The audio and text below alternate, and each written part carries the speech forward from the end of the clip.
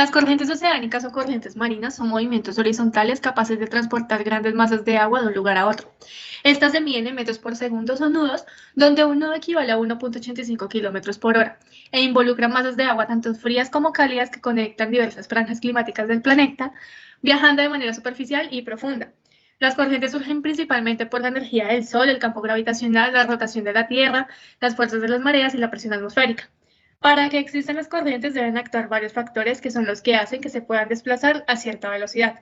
Estos son el viento, ya que tiene la suficiente fuerza para impulsar las corrientes y mantenerlas en la superficie del océano o muy cerca de estas.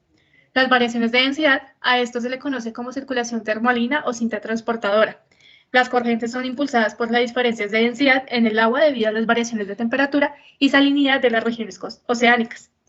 Y las mareas, ya que son ascensos y descensos del nivel del agua de mar que crean corrientes poderosas, especialmente cerca de las costas. Las corrientes oceánicas son importantes porque al estar en constante movimiento, permite el transporte de energía y nutrientes a lo largo del planeta, lo cual aumenta la diversidad de especies. Llevan el plancton a diferentes zonas, lo que hace que sean más ricas unas zonas marinas que otras. Ayuda a regular el clima del planeta, ya que transporta el calor ecuatorial hacia los polos y el frío hacia las regiones tropicales. Y las corrientes también benefician el transporte y comercio, ya que la propulsión por el viento y el oleaje reducen el costo de combustible. En la dirección que siguen las corrientes oceánicas interviene el llamado efecto Coriolis. El efecto Coriolis es la fuerza producida por la rotación de la Tierra que tiende a desviar la trayectoria de los objetos que se desplazan sobre la superficie terrestre. Este fenómeno fue definido en 1844 por Gaspar Coriolis. Dentro de las características principales se encuentra que dicho efecto se debe a que la rotación es mayor en los polos, donde la Tierra gira rápidamente y disminuye hasta cero en el ecuador. Por el efecto de Coriolis se observa que las corrientes en el hemisferio norte se mueven hacia la derecha, mientras que en el hemisferio sur lo hacen hacia la izquierda. El efecto de Coriolis, junto con la velocidad que produce la acción del viento y la distancia que recorre la corriente, intervienen en la fuerza y en el ángulo de desviación de las corrientes. Bueno, ahora vamos a hablar de los tipos de corriente. Algunos oceanógrafos lo dividen en 4 grupos, que son aperiódicas, periódicas, superficiales y profundas. Bueno, primero comenzamos con la corriente de mares o también llamadas litorales. Se caracterizan porque son periódicas, es decir, que se observa que en ellas hay una regularidad tanto en dirección como en velocidad. Las corrientes pueden ser alternantes cuando conservan la misma dirección durante el plamear. El plamear es el momento más alto de una marea. Esto se da sobre la línea litoral y toma dirección opuesta durante el bajamar. El bajamar es como en la parte más baja de una marea. Continuando, seguimos con las corrientes superficiales. Las corrientes superficiales transportan grandes cantidades de agua cálida desde el ecuador hacia los polos. Estas tienen como una característica que las corrientes superficiales son aperiódicas y reciben este nombre porque tienen una irregularidad en la dirección ni la velocidad debido a la distribución de energía solar o fuerza de los vientos. Esto tiene una influencia hasta más o menos los 2000 metros de profundidad. Las corrientes de profundidad se originan en el Antártico y Ártico, se desplazan hacia el Ecuador pasando de un hemisferio a otro a través de los fondos oceánicos. Bueno, continuando, nos seguimos con la corriente de densidad, son ligadas a la diferencia de temperatura y salinidad, y esto debe a estas dos también a su densidad.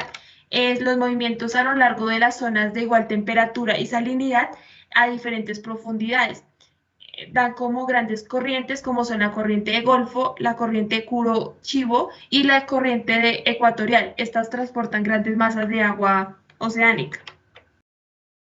Bueno, continuando, seguimos con la corriente deriva. La corriente deriva se produce en el cinturón de agua marina que rodea el continente antártico. Está sometido a vientos persistentes que determinan una circulación oceánica superficial y el movimiento hace girar incesantemente las aguas antárticas en dirección.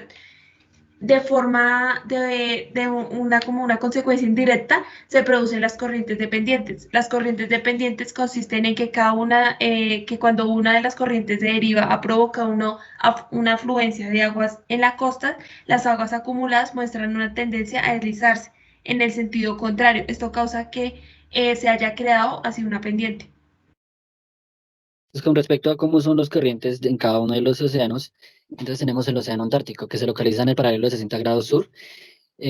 Principalmente este océano se superpone por una interferencia entre dos corrientes, una circular que se manifiesta por el curso que lleva girando de oeste a este, debido a las diferencias de densidad como los vientos dominantes.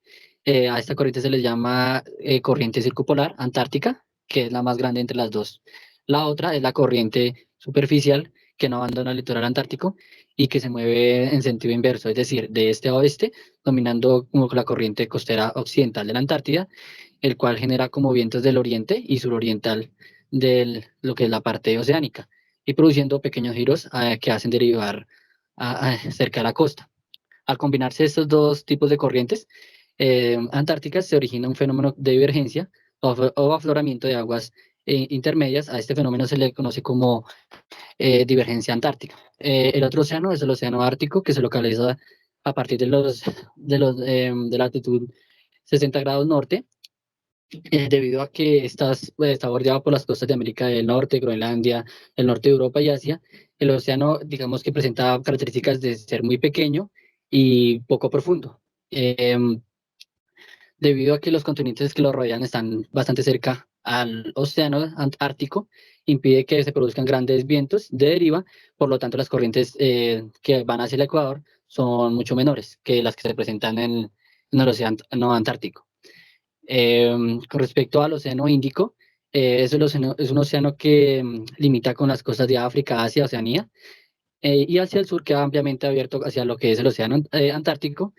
Este océano, digamos que tiene varias corrientes que son numerosas, pero entre las que más se destacan son las que se desplazan, la corriente de Águilas, la cual va hacia el sur y se desplaza por lo que es la parte oriental del continente africano.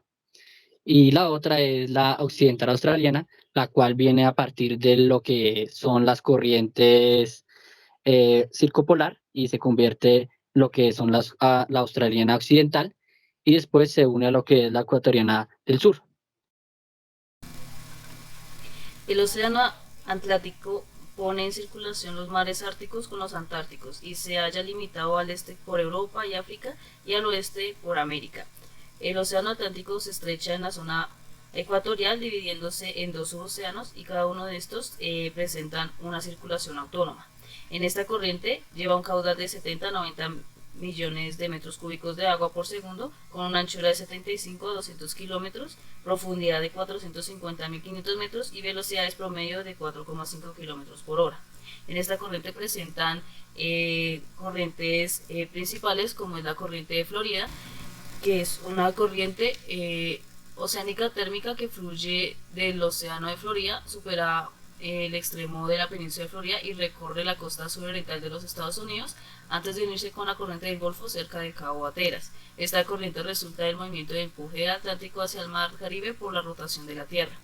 La otra corriente es la corriente del Golfo, que es una corriente oceánica cálida y rápida del Océano Atlántico que se origina desde el Golfo de México, se extienden hasta proximidades extremos del sur de la península de Florida y sigue por todas las costas orientales de los Estados Unidos, antes de cruzar el Océano Atlántico como una corriente de Atlántico Norte. Esta corriente superficial tiene temperaturas cálidas en sus aguas y se disminuye gradualmente en profundidad y velocidad. Otras corrientes están la corriente subecuatorial, que se desvía hacia el sur, originando la corriente de Brasil, la cual se mezcla con la corriente de Malvinas y se baña en la costa oriental de Argentina, mientras que al frente hay costas occidentales de África que recorren la corriente de Bengala. El Océano Pacífico se encuentra limitado al este por el interrumpido litoral americano desde el Cabo de Hornos hasta el estrecho de Bering. Tiene su orilla occidental en Oceanía y Asia y por el sur se relaciona ampliamente con el Océano Atlántico. En este océano existe sorprendente contraste entre sus costas orientales y en las corrientes de este océano no se conocen también como las del Atlántico, ya que son más complejas debido a la distribución de los continentes y a la topografía del fondo oceánico.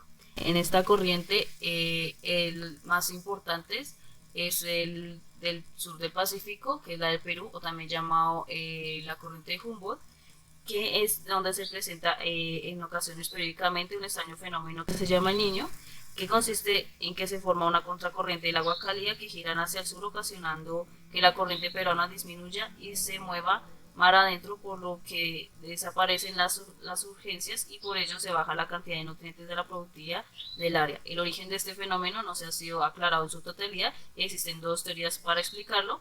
Una de estas sostiene que los vientos cálidos proceden del desierto de Atacama, situado entre Perú y Chile, que calienta el agua que baña en las costas peruanas, aumentando su temperatura en 4 grados. Y la otra teoría asegura que surge como una consecuencia de las perturbaciones que ocurren en las cercanías de Australia e Indonesia, conocida como la oscilación austral, y que consiste en un aumento de presión del Pacífico suroccidental y disminución de ella en frente de las costas sudamericanas, con que estimula la formación de corrientes que dirigen el litoral peruano, pero que se calientan a su paso por el Ecuador.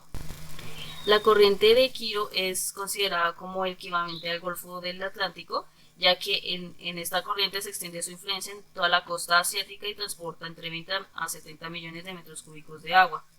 Otras corrientes que se encuentran en el Océano Pacífico se extienden la masa uniforme de aguas ecuatoriales pacíficas parecen haberse formado en extensas aguas subantárticas y que originan corrientes ecuatorial norte y ecuatorial sur, localizándose entre ellas corrientes de la ecuatorial del centro que se desplazan en sentido contrario de las anteriores, es decir, de oeste a este.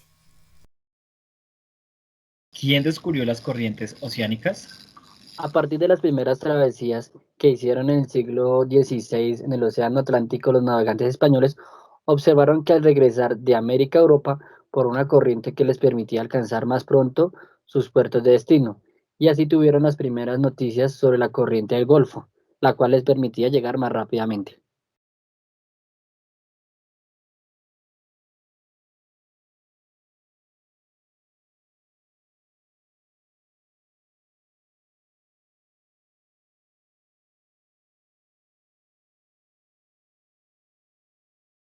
¿Y cómo influyen las corrientes en la economía?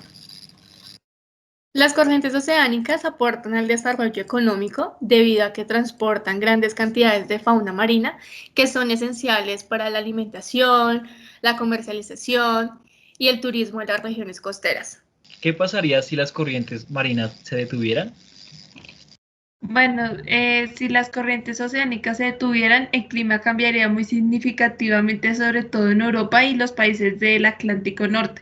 En esta zona las temperaturas bajarían, lo que afectaría al ser humano, así como a las plantas y animales. A su vez, la economía podría verse afectada relativamente en la agricultura y en efectos de prolongación en países como el Atlántico Norte y áreas de América del Norte que podrían experimentar largos periodos de temperaturas muy bajas.